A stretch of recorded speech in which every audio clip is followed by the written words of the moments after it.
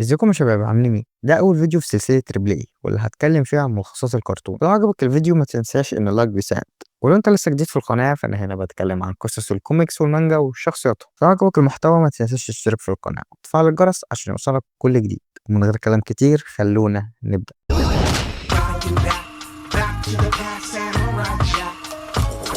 قصتنا بتبتدي من زمن بعيد لما كان الكون في بدايته، بنشوف تهديد بيتشكل في الفضاء واللي بيعرض الكون كله للخطر. بتتعاون الآلهة القديمة أودين رع وراما علشان يحاربوا الظلام، وفعلا بيقدروا إنهم يقضوا عليه، ولكن بقى جزء صغير منه بينتهي بيه الحياة على الأرض، واللي سبب في انفجار كبير أدى لانقراض الديناصورات. ولما نزل سبب في بركة سودا ضخمة تستمر في النمو وبتاكل كل أنواع الحياة اللي قدامها. الخبر ده بيوصل لإمبراطور اليابان، واللي بيقرر إنه يواجه المشكلة، لكن زوجته حاولت توقفه ولكنه مش بيسمع لها وبيقرر يروح عشان ينقذ شعبه. بيوصل الإمبراطور لقلب البركة السوداء وبيطلق سهم مسموم، لكن بدل ما يهزمها السهم بيديها الحياة وبيزيدها قوة. وده اللي بيخلق واحد من أفضل أشرار الكرتون وهو أكو. بعد ما أكو صحى الإمبراطور حاول يواجهه، بس اكتشف إن الأسلحة العادية مش بتأثر فيه، وإن أكو قوي جدا، وإنه خلاص قرب يخسر المعركة. لكن اللي حس بشر أكو هم الكيانات التلاتة. ساعتها هم حسوا بالخير في قلب الإمبراطور وإنه على مشارف إنه يخسر، فادوله سيف مقدس قادر على أذية أكو وهزيمته. الإمبراطور استخدم السيف ده عشان يحبس أكو ويرجع الخير للأرض من جديد، بس كان في تحذير من أكو قبل ما يتحبس إنه هيرجع في يوم من الأيام علشان ينتقم. السنين عدت والإمبراطور بقى ليه ابن صغير، وعرفه على قصته مع أكو وحذره إن هيجي عليه يوم ولازم يواجهه، عشان هيجي اليوم اللي أكو هيرجع فيه. وده اللي حصل فعلا، عشان أكو قدر يهرب ويخطف الإمبراطور قبل ما يستعمل السيف المقدس. بس الإمبراطور كان مخطط لده عشان يخلي مراته تاخد ابنه ويهربوا بره المملكة على السيف، عشان يخلي ابنه مستعد لهزيمة الشر المطلق. بعد ما هربوا من المملكة أم الولد نفذت الخطة، وإنها بعتت الولد لبلاد العالم عشان يتدرب فيها على القتال واستعمال الأسلحة. فعلا الولد راح لبلاد كتيرة زي الجزيرة العربية ومصر وأفريقيا واليونان وحتى الصين. على مدار سنين كتيرة جدا اتعلم كل أنواع فنون القتال وركوب الخيل والسباحة عشان يرجع تاني لليابان وهو عنده 25 سنة. بيقابل أمه من جديد وبتديله السيف ولبس الساموراي الأبيض عشان يبقى جاهز إنه يهزم تجسيد الشر أكو. الساموراي بعد السنين دي كلها بالفعل راح عشان يواجه أكو وينتقم لمملكته ولأبوه باستعمال السيف المقدس. بس لما كان على مشارف الضربة الأخيرة أكو فتح بوابة للمستقبل عشان الساموراي ينتقل فيها ويلاقي نفسه في عالم كله تكنولوجيا وآلات وكائنات غريبة، وبيكتشف إن أكو هو حاكم الأرض بقاله مئات السنين. وقتها مجموعة من الشباب فضلوا يندهوا عليه باسم جاك، فقرر إنه ياخد الاسم ده. المهم أول حاجة بتيجي في باله إنه لازم يرجع للزمن بتاعه علشان يهزم أكو قبل ما يبوظ المستقبل. وساعتها جاك بيلاقي ناس بتطلب منه المساعدة، هما مجموعة من الكلاب بيتم الهجوم عليهم من جيوش أكو الآلية. بيطلبوا من جاك إنه ينقذهم ويخلصهم من شر أكو، وده بعد ما شافوا إنه محارب قوي وقادر إنه يحميهم. وجاك فعلا بيوافق إنه يساعدهم، وبالفعل بيروح يشوف آلات أكو، وبالمرة كان عايز يعرف مدى تأثر العالم بالشر اللي أكو عمله في المستقبل. بيلاقي إن الكلاب بيتم استعبادها من أتباعه عشان تشتغل وتبقى عايشة علشان تخدمه وبس، ودي حاجة ضايقت جاك جدا. وساعتها جاك بيخطط معاهم إنهم يعملوا فخاخ ضد الروبوتات ديت، وقال لهم إن الوقت جه عشان يتخلصوا من الاستعباد. بعدها قامت معركة بين أتباع أكو وجاك والكلاب. بعد معركة طويلة جاك استعمل فيها كل مهاراته اللي اتعلمها، واستخدم سيفه المقدس اللي يقدر يقطع أي حاجة بالمناسبة، وفعلا قدر يهزم أتباع أكو ويحرر الكلاب، وأقسم إنه هينتقم من أكو. كده جاك كسب أول معركة من آلاف المعارك اللي هيخوضها مع أكو وأتباعه عشان يحرر الناس اللي تحت سيطرته. جاك بيكمل رحلته عشان يلاقي بوابة زمنية تقدر ترجعه للعالم بتاعه تاني. ورحلته دي كانت فيها أعداء وخدع كتير من أكو، بس قابل في طريقه على جسر طويل إنسان ضخم بيعزف وشايل سيف طويل ولابس لبس الاسكتلنديين، وكان عايز يعدي الجسر. الاسكتلندي طلب من جاك إنه يرجع الجسر كله عشان يعرف يعدي، لكن جاك رفض وقال له إنه هيعدي من تحت الجسر وكل واحد يمشي في طريقه. وبعد عناد في بعض بدأت بينهم معركة، وجاك اكتشف إن الاسكتلندي قوي وسيفه مش سيف عادي، هو سيف سحري شبه سيف جاك. وبيكتشف إن أكو حط مكافأة على رؤوسه. جاك والاسكتلندي يضطروا يتحدوا مع بعض عشان يهزموا أتباع أكو، وبعدها بقوا صحاب وعملوا وعد إنهم هيساعدوا بعض لو التاني وقع في مشكلة.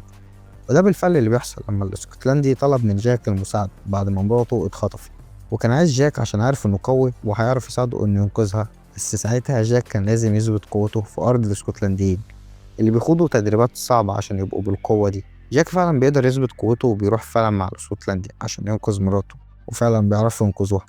بس هم الصراحة ما كانوش محتاجين كده، عشان واحد من الأشرار قال عليها إنها تخينة ونزلت فيهم ضرب لحد ما خلتش واحد فيهم سليم. وحرفيا الست دي لو كان أكو قال عليها إن هي اللي تخينة كان زمان جاك مرتاح من زمان. المهم، اوعى تفتكر إن الاسكتلندي ده ضعيف عشان ليه عند جاك جمال كتير، وده بعد ما لقى جاك على متن سفينة وناسي هو مين ومش معاه سيفه ولبسه وفاكر نفسه واحد تاني. ساعتها الاسكتلندي حاول يفكر هو مين، بس ما كانش فيه فايدة لحد لما اكتشف ان البحر ده فيه عرايس البحر اللي بتسحر البحارة بصوتها وبتخليهم ينسوا هما مين. جاك واحد من الناس اللي وقعوا في السحر ده، فما كانش في ايد الاسكتلندي غير انه يحاربهم عشان يحرر جاك وبقية البحارة من السحر بتاعهم. والاسكتلندي ما تأثرش بسحرهم لسبب انه بيحب مراته ومش بيفكر في ست تانية غيرها. المهم يعني ان الاسكتلندي عرف يهزمهم ويحرر جاك ويثبت لجاك انه صديقه وانه هيساعده في وقت الشدة.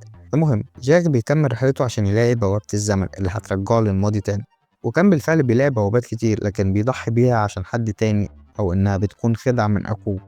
بس كان في مرة واحدة لقى بوابة زمن، والبوابة دي ما كانتش خدعة وكان لوحده، فما كانش مضطر انه يضحي بيها عشان حد. والبوابة كان عليها حارس واحد، يعني دي فرصة جاك الذهبية عشان يرجع للزمن بتاعه، وكل اللي عليه إنه يهزم حارس البوابة.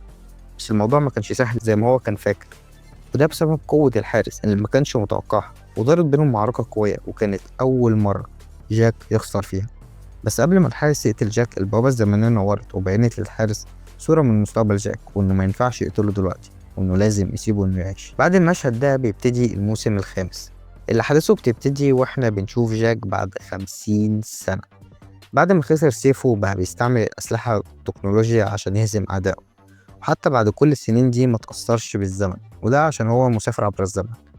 لكن بدأ يظهر عليه علامات الهلوسة والجنون بسبب إن أكو دمر له كل البوابات الزمنية اللي تقدر تخليه يرجع لزمن، وكل آماله إنه يهزم أكو اتدمرت بسبب إنه ضيع سيفه. بعد ما أكو دمر آخر بوابة زمنية وفي نفس الوقت أكو ساب جاك يعيش لأنه مش قادر يهزمه، وفي نفس الوقت سيفه ضاع. في الناحية التانية جاك فضل في صراع مع نفسه وبيجيله هلاوس من أهله إنه نسوا الهدف بتاعه إنه يرجع لزمنه، وده طبعا أثر على نفسية جاك في القتال.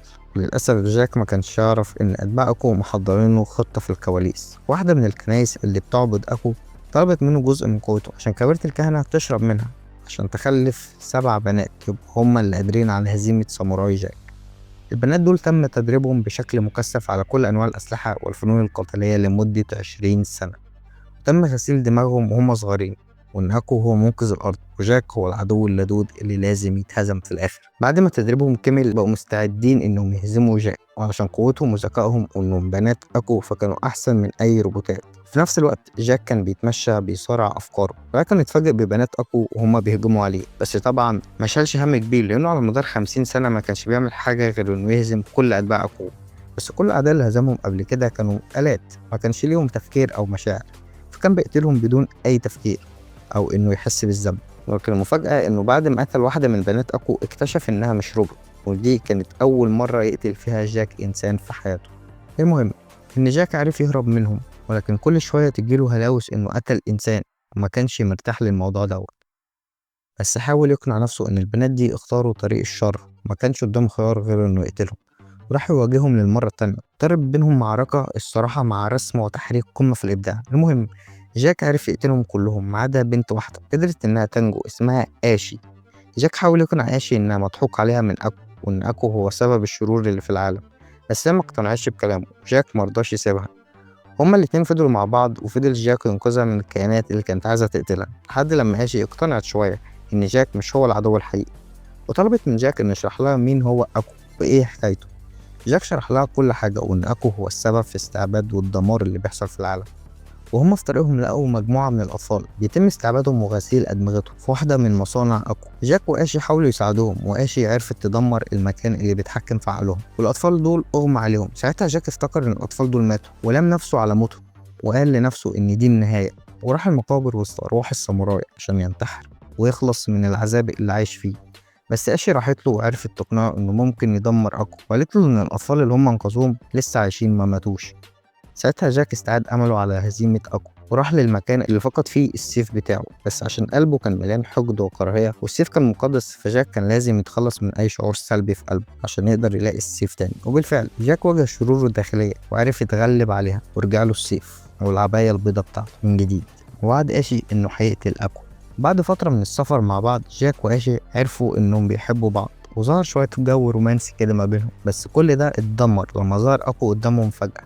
اكو كان فاكر ان جاك فقد السيف بتاعه وكان جاي يقتله، بس لقى ان جاك استعاد سيفه تاني، بس اكو مغلبش ولقى حاجة يقدر يهزم بيها جاك وهي اشي.